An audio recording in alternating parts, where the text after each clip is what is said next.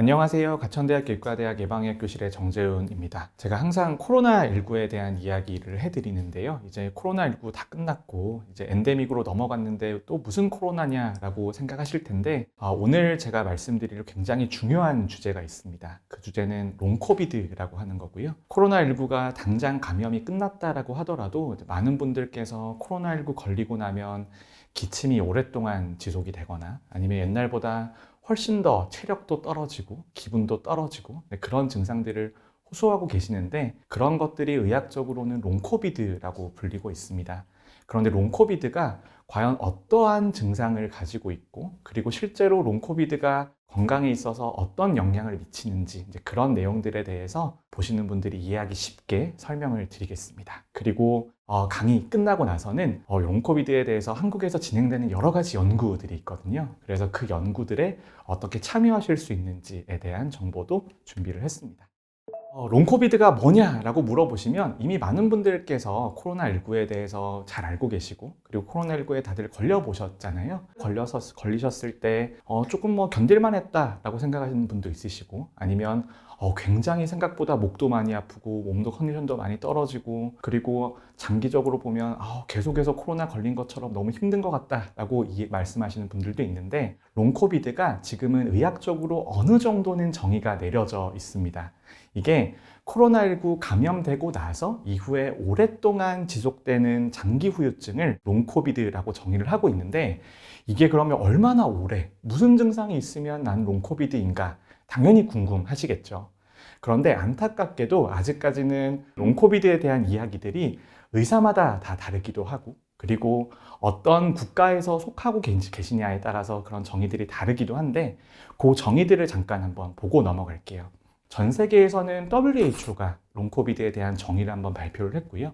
그 다음에 미국에서는 미국 CDC가 롱코비드에 대한 정의를 발표를 했는데 이런 내용들이 조금씩 다릅니다. 왜 다른지도 뒤에 설명을 좀 드릴게요. WHO 같은 경우에는 코로나19 증상 발현하고 3개월 이내에 발생을 해서 발생하고 나서 2개월 동안 지속이 되는 다른 증상으로 설명될 수 없는 것들을 우리가 포스트 코비드 컨디션, 다른 말로는 롱코비드로 정의를 내렸습니다. 이게 굉장히 복잡한 이야기처럼 보이는데 어떤 말이냐면 코로나19 걸리시고 나가지고 3개월 내에 뭔가 자신의 불편한 증상이 생기셨어요.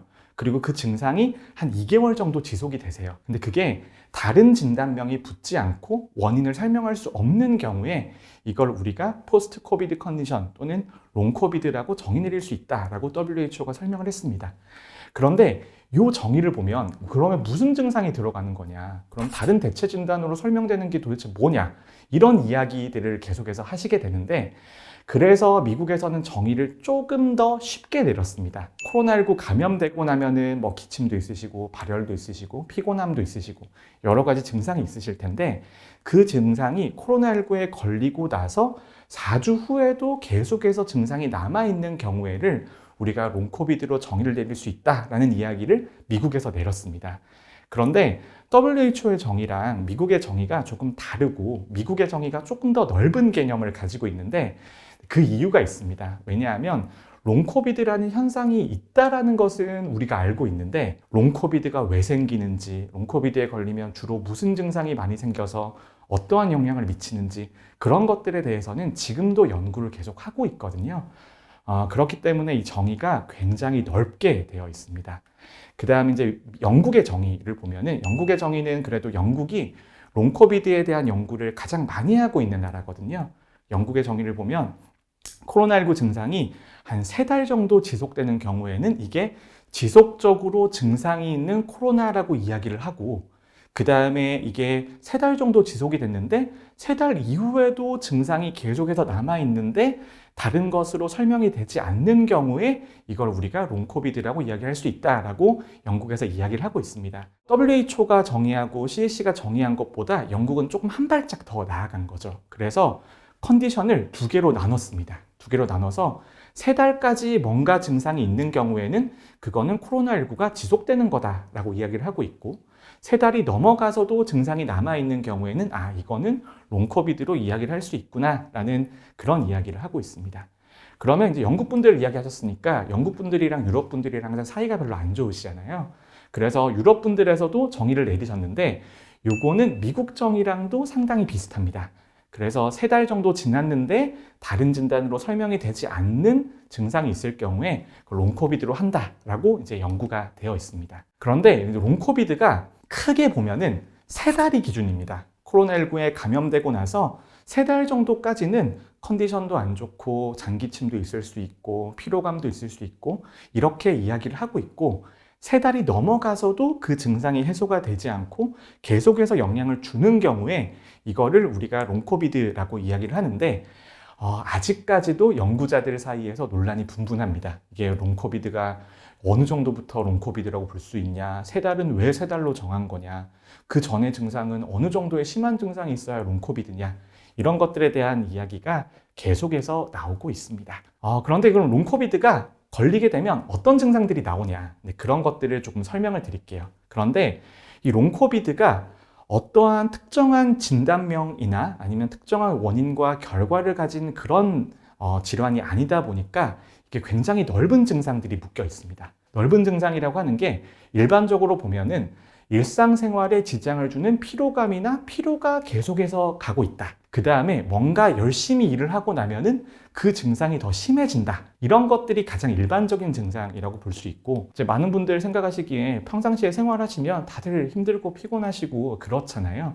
그런데 여기서 말하는 피로감이랑 피로라고 하는 것은 코로나19 이전과는 뭔가 다른 형태의 증상이어야 됩니다. 코로나19 이전에는 건강하게 생활을 하고 있었는데 코로나19에 걸리고 나니까 뭔가 더 심해지는구나 라는 그런 것들이 확인이 되어야지 이런 증상이 있다라고 볼 수 있고, 그 다음에 각각 이제 장기마다 다른 증상들이 생길 수가 있습니다. 호흡기나 심장 증상 같은 경우에는 호흡곤란이나 숨가쁨이 오랫동안 지속이 될 수도 있고요. 그 다음에 우리나라에서도 정말 많은 분들이 호소하시고 저 주변 분들도 있으신데 코로나19에 걸리고 났더니 장기침이 굉장히 오랫동안 간다라고 이야기하시는 분들이 있어요. 그래서 기침이 3개월 이상 지속되는 경우들도 있고요. 거기에서 없었던 가슴 통증이 생겨서 가시지 않고 오랫동안 남아 계신 분들도 있으십니다.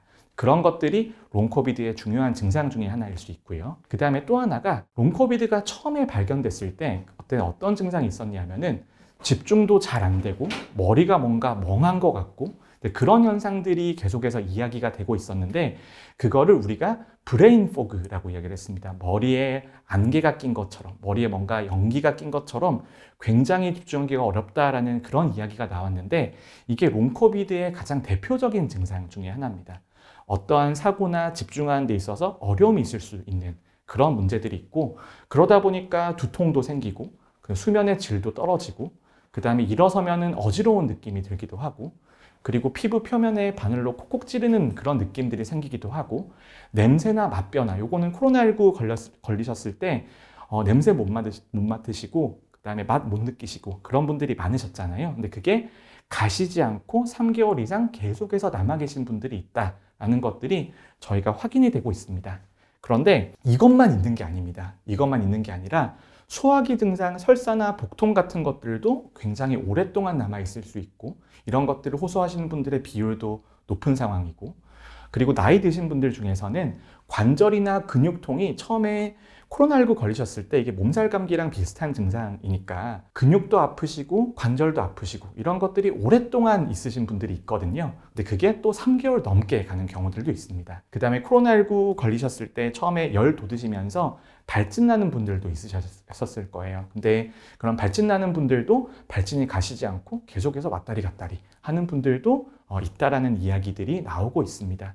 거기에 더 여성분들 같은 경우에는 월경 주기가 코로나19 걸리고 나서 그때부터는 좀 심하게 불규칙하게 됐다라고 호소하시는 그런 분들도 있는데, 이때까지 말씀드렸던 증상 잠깐 살펴보면은 어떻게 보면 굉장히 모호한 증상들입니다. 코로나19 끝나고 나서 뭔가 불편한 느낌이 있고 뭔가 컨디션이 떨어지는 것 같은 느낌들이 있는데, 그런 것들이 과연 정말 코로나19에 걸려서 그런 것인가, 아니면 코로나19에 걸리고 났더니 사회적으로 굉장히 어려운 면들도 있었고, 그다음에 본인들께서 코로나19에 걸렸다는 충격도 있을 수 있기 때문에 그런 정신적인 문제일 수도 있는데, 이런 증상들이 왜 나타나는 거냐, 그 다음에 코로나19에만 걸렸을 때만 이게 나오는 거냐, 그런 것들이 계속해서 의견이 제시가 되고 있습니다. 아직까지 롱코비드라고 하는 게 완전히 원인과 결과가 규명된 그런 질환들이 아니기 때문에 증상 기반으로 이렇게 증상 설명을 드리는데, 이 증상 자체가 컨디션이 떨어지셨으면 다 생길 수 있는 굉장히 비특이적인 증상들입니다. 그래서 비특이적인 증상이 있었을 때 이걸 우리가 어떻게 해석해야 되는가? 저희는 또 이제 의학과 과학을 하는 사람들이니까 의학과 과학의 관점에서 어떻게 이 문제를 해석해야 되는가를 저희들이 연구를 열심히 하고 있습니다. 그래서 어떤 분들은 롱코비드라는 게 실제 존재하지 않는 현상이다라고 말하시는 분들도 있으세요. 근데 그 이유가 아까 말씀드렸던 것처럼 이거는 몸살 감기 심하게 앓으면은 어르신들 컨디션 굉장히 오랫동안 떨어져 있는데 코로나19에 걸려서 그런 게 아니라 심한 감염이 있고 염증이 있었기 때문에 이게 다른 감염병이 생겨서도 생길 수 있는 증상들이고, 그리고 이게 측정이나 관측으로 우리가 이걸 확인할 수 있냐, 좀 컨디션이 떨어지고 피곤하다라는 것은 굉장히 주관적인 표현이잖아요. 그래서 이 주관적인 표현들을 객관적인 점수로 우리가 환산할 수 있는가, 거기에 대한 논란들이 아직까지도 계속해서 연구자들 사이에서도 이어지고 있습니다. 그렇기 때문에 나라별로도 롱코비드를 정의하는 방식들이 다 다르고, 그리고 임상 선생님들께서도 롱코비드로 오셨다라고 하면은 각각 의사 선생님들께서도 내리시는 처방도 다 다르시고, 그 다음에 어떻게 해야 되는지에 대한 그 솔루션들도 다 이제 편차가 있기 때문에 저희들이 이런 것들을 계속해서 연구를 해야 되는 거죠. 그래서 저희가 이제 의학적으로 조금 더 면밀하게 접근을 하기 시작을 했습니다. 면밀하게 하기 시작을 했는데, 롱코비드라고 하는 게 계속해서 증상이나 증후군에 대한 이야기를 하는 거였잖아요. 거기를 떠나서 이제 코로나19 급성기 후 후유증이라고 해서 코로나19에 걸리고 났더니 다른 생기는 합병증이나 아니면 여러 가지 질환들이 있습니다. 그러면 질환 같은 것들은 측정이 가능하죠. 코로나19 끝나고 났더니 심근경색이 왔어요. 코로나19 끝나고 났더니 뇌졸중이 왔어요. 코로나19 끝나고 났더니 치매 진단이 받았습니다. 아니면 당뇨병이 생겼어요. 이런 것들은 이제는 저희 과학의 관점에서는 코로나19 걸리고 나셔서 이런 병들이 이제 오셨구나 라는 것들을 알고 있는 거거든요.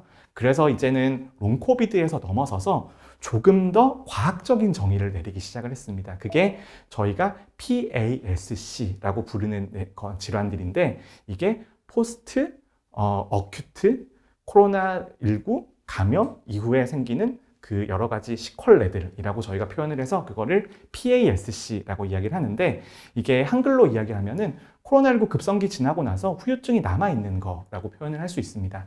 그래서 이런 것들을 이제 의학적으로 정의를 내리면서 롱코비드에 대해서 조금 더 접근을 하고 있는 건데, 뒤에 데이터들을 보시면 굉장히 놀라실 겁니다. 코로나19 감염되고 나면은 정말 엄청나게 많은 질환들이 같이 동반이 됩니다. 예전에 어르신들을 보면은 인플루엔자 걸리거나 감기 걸리고 나서 며칠 뒤에 돌아가시거나 아니면 중환자실 가시거나 가벼운 감기를 앓아도 다른 질환들이 생기는 위험들이 높아진다라는 것들은 이미 어느 정도 알려져 있었거든요. 대표적인 게 인플루엔자입니다. 인플루엔자 걸리고 나면은 심근경색의 위험이 몇 배 정도, 한 일주일에서 한 많게는 한 2달 정도까지 높아진다. 그 다음에 뇌졸중도 많이 올 수 있다. 중환자실에 가시는 경우들도 비율이 굉장히 높아진다라는 것들은 코로나19 이전에도 알고 있었거든요. 그런데 코로나19가 일으키는 바이러스가 사스코비2 바이러스인데, 그 바이러스는 굉장히 독특하게 우리나라에서 여러 가지 연구 결과나 해외 연구 결과를 보면은 이 사스코비2라는 게 우리 몸에서 혈압을 조절하고 순환기계를 조절하는 여러 가지 기전들을 통해서 우리 몸 안에 들어가고, 우리 몸 안에 들어가서 증식을 하고 나오고 그렇게 되어 있습니다. 그래서 코로나19 감염되고 나면은 순환기계 질환과 호흡기계 질환의 위험도가 굉장히 높아진다라는 것들이 정말 많은 연구들에서 확인이 되어 있습니다.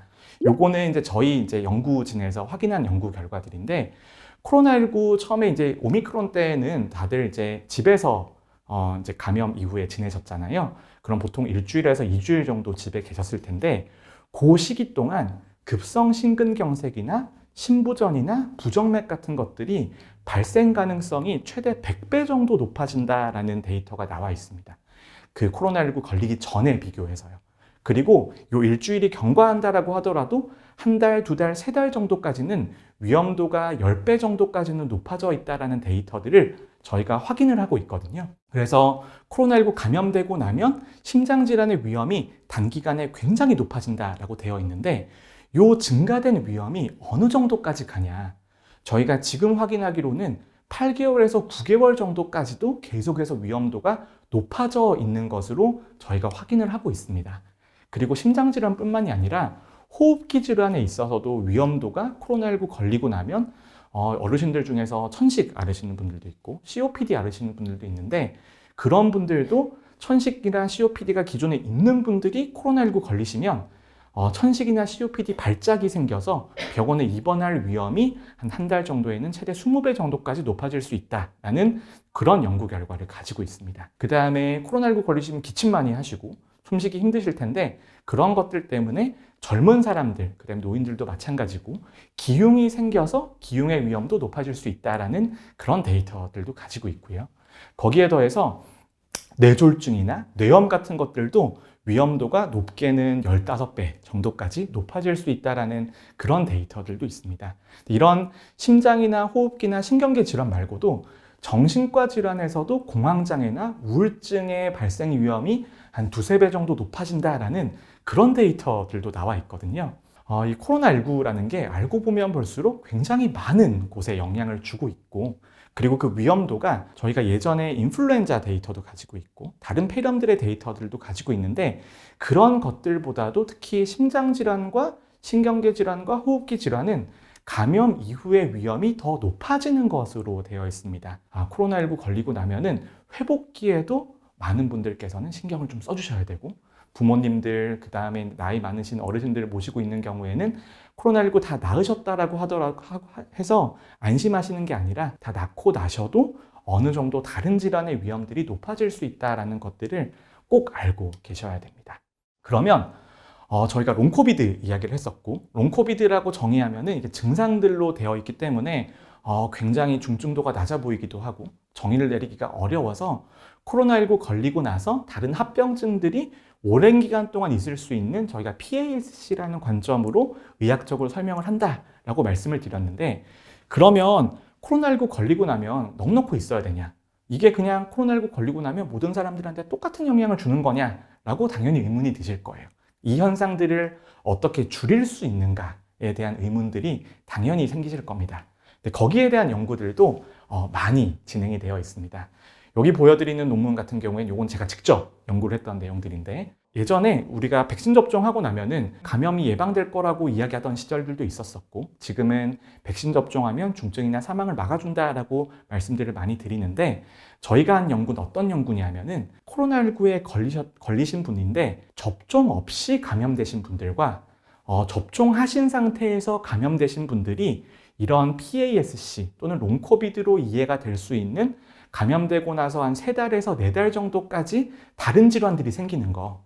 그게 접종하고 감염되신 분들과 접종하지 않고 감염되신 분들 사이에서 차이가 있냐. 심근경색도 그렇고 뇌졸중도 그렇고 정신적인 질환들도 그렇고 호흡기 질환들도 그렇고 아까 말씀드렸던 코로나19 걸리고 나서 생기는 다양한 많은 질환들이 접종하고 감염된 사람과 접종하지 않고 감염된 사람들 사이에서는 발생률이 최대 2배에서 3배 정도까지는 차이가 있다라는 그런 데이터들이 계속해서 나오고 있습니다. 다른 말로 접종하고 감염되시면 중증이나 사망을 예방하는 게 아니라 롱코비드나 PASC처럼 오랫동안 남아있는 건강상의 위협도 어느 정도는 줄여줄 수 있는 역할이 백신한테 있다라는 그런 데이터들도 계속해서 나오고 있습니다. 그런데 지금은 이미 접종이 다 끝난 단계이고 이제 접종하고 우리나라 데이터를 보면 이제 어르신들 중에서도 감염되신 분들이 이제 거의 70%, 80% 넘어가시거든요. 이미 다 끝난 일인데 그러면 이제는 또 추가적으로 뭘 더 할 수 있냐? 백신 접종도 이제 할 만큼 했고 그 다음에 감염되신 분들도 다 감염이 되셨는데 그러면 이거 말고는 또 무슨 방법이 있냐에 대해서도 이제 또 이제 의사들이 연구를 하고 있습니다. 연구를 하고 있는데 나머지 하나는 경구용 치료제입니다. 경구용 치료제가 우리나라에서는 코로나19 감염되시고 연세가 높으시면은 약을 원하시면 다 투약이 가능하신 상황인데, 그런데 최근에 이제 연구들이 몇 가지가 나오고 있습니다. 몇 가지가 나오고 있는데, 아까 말씀드렸던 백신 접종과 다른 롱코비드와에 대한 연구들은 벌써 수백 편, 1000편에 가까운 그 정도의 연구들이 계속해서 이제 나오고 있는 상황인데, 아직까지 경구용 치료제에 대한 연구들은 그렇게까지 많이 나와 있지는 않습니다. 몇몇 연구들, 선행 연구들을 보면 코로나19 걸리시고 경구용 치료제를 빠르게 복용하시는 경우에는 아까 말씀드렸던 롱코비드의 증상이라든지 아니면 PASC로 생길 수 있는 다른 질환의 위험들이 감소한다라는 연구 데이터들이 최근에 미국에서부터 먼저 나오고 있습니다. 그리고 이제 국내 연구진들도 이런 연구들을 계속해서 우리나라에서도 경구용 치료제를 빠르게 복용하시는 분들이 롱코비드나 다른 이제 질환의 발생 위험이 감소하는지에 대한 연구들도 우리가 계속해서 진행을 하고 있습니다. 앞으로도 코로나19 감염되시면 빠르게 진단 받으시고 그 다음에 경구용 치료제 복용하시면 롱코비드의 위험도 줄어들 수 있다라는 그런 결과들의 근거가 쌓이고 있는 거죠. 하지만 이제 말씀드렸던 것처럼 아직까지는 저희가 롱코비드나 아까 말씀드렸던 PASC라는 현상에 대해서 아는 것보다는 모르는 게 더 많습니다. 그래서 이제 저희들이 연구를 더 열심히 해야 되는데, 그러면 무슨 연구를 해야 되냐? 첫 번째는 이런 현상이 지금은 그래도 어느 정도는 있는 것 같다까지는 확인이 됐습니다. 그 다음에 질문이 왜 이런 문제가 생기냐인 겁니다. 왜 이런 롱코비드나 PASC와 같은 현상들이 생기는가? 그리고 이게 코로나19 때문에 정말 생기는 거냐? 아니면 다른 모든 감염들이 있으면은 원래 이런 현상들이 생겼는데 코로나19를 우리가 유난히 더 신경을 쓰고 많은 분들이 동시에 감염이 됐기 때문에 이런 현상이 생기는 것처럼 보일 수가 있거든요. 그래서 그런 것들이 코로나19의 굉장히 특이적인 현상이냐, 아니면 그런 것들이 아니라 다른 감염에서도 똑같이 이런 현상이 생기는데 우리가 모르고 있었던 거일 수도 있는 거거든요. 그래서 그런 것들에 대한 연구를 해야 되고, 또 하나는 코로나19가 많은 분들한테 PTSD를 유발할 정도로 너무나 힘든 경험들이었잖아요. 그래서 모든 사회적인 경험들, 사회적 거리두기, 마스크 쓰기, 아니면 백신 접종 다 해야 되고 하루 종일 뉴스에서는 코로나19만 나오고 그런 것들에 사회적인 영향을 받아서 이런 문제가 생기는 것일 수도 있거든요. 그래서 그런 것들을 저희가 규명할 필요가 있고, 그러면 이것들이 왜 생기는지에 대한 것들, 그리고 왜 생기는지에 대한 이유가 나오게 되면 그게 의학적 또는 과학적으로 설명을 해서 생리학적이거나 면역학적이거나 분자생물학적으로 어떠한 메커니즘으로 이게 만들어지는 건지, 왜냐하면 그거를 알아야지만 저희가 이것을 해결할 수 있는 치료 방법이라든지 아니면 도와드릴 수 있는 중재 수단들을 마련할 수 있기 때문에 이런 것들에 대한 영향을 볼 필요가 있습니다. 그리고 마지막으로, 그럼 우리나라에서 아까 제가 코로나19 걸리고 나면 이제 심근경색도 많이 생기고 뇌졸중도 많이 생기고 많은 질환들이 단기간에 위험이 높아진다라고 되어 있는데, 그러면 우리나라에서 2022년, 2023년에 코로나19에 정말 많이 감염이 되셨잖아요. 그럼 그 시기 동안 우리나라가 진짜 심근경색이나 뇌졸중이나 코로나19로 생길 수 있다라고 알려진 다른 질환들이 얼마만큼 늘어났는지, 그런 것들도 저희가 평가를 해볼 필요가 있습니다. 그런 것들을 해야지 이제 국민들에게 롱코비드에 대한 여러 가지 대책들을 세워드릴 수가 있으니까요. 이런 연구들을 이제 하고 있습니다.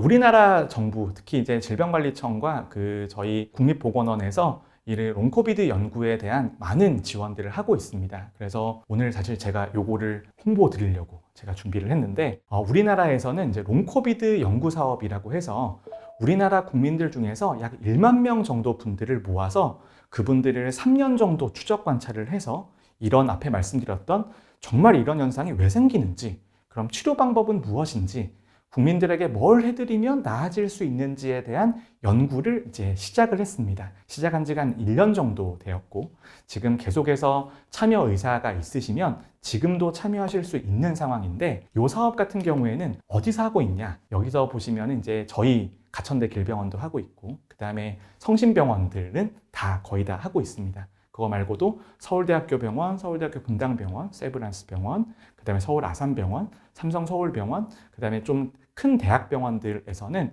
많은 연구 참여 기관들에서 이 롱코비드 연구를 진행을 하고 있습니다. 만약에 코로나19 걸리셨는데 뭔가 본인이 계속해서 낫지 않는 증상이 있는 것 같으시다, 아니면 코로나19에 방금 걸렸는데 걸리고 나서 뭔가 내가 계속해서 내 건강상의 문제가 있는지를 확인받고 싶다라고 하시면 이 의료기관에 찾아가시면 롱코비드 연구에 참여하실 수가 있습니다. 참여하시면 저희가 뭘 해드리냐? 일단 전체적으로 모든 설문 조사를 해드리고 설문과 어떠한 증상이 있는지, 그 다음에 증상이 생기면은 어떠한 증상이 생겨서 어떻게 누구한테 말씀드리면 도움을 받으실 수 있는지에 대한 정보도 저희가 제공을 해드리고 있고, 그 다음에 혈액검사 같은 것들도 쭉 다 해드립니다. 어떠한 혈액검사가 있고 면역 마커가 어떤 것들이 있는데 내 몸에 어떤 문제가 있는지, 그런 것들에 대한 정보들도 저희가 제공을 해드리고, 원하시면 아까 말씀드렸던 증상 중에 머리가 계속 멍한 것 같고 코로나19 걸리고 났더니 일에 집중도 잘 안 되고 그런 분들이 있으시다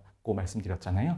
그런 분들에게는 이제 MRI 검사라든지 이런 것들도 동반을 해서 저희가 과학적으로 기여를 하고 참여하시는 분들한테도 건강상의 정보를 제공해 드릴 수 있는 그런 방법을 준비를 하고 있습니다. 그래서 오늘은 제가 롱코비드에 대한 여러 가지 이야기들을 말씀을 드렸는데, 아직까지 저희가 롱코비드에 대해서 모르는 것들이 되게 많고 국민들에게 알려드려야 되는 정보가 있는데 저희가 계속해서 과학적인 연구를 진행을 하고 있습니다. 그래서 그런 연구들에 많은 분들께서 관심을 가져주시면은 정말 좋을 것 같고, 그리고 그 정보에 대해서는 동영상 아래 링크를 보시면 링크에 따라서 연구에 참여하실 수 있는 그런 기회가 있을 수 있습니다. 감사합니다.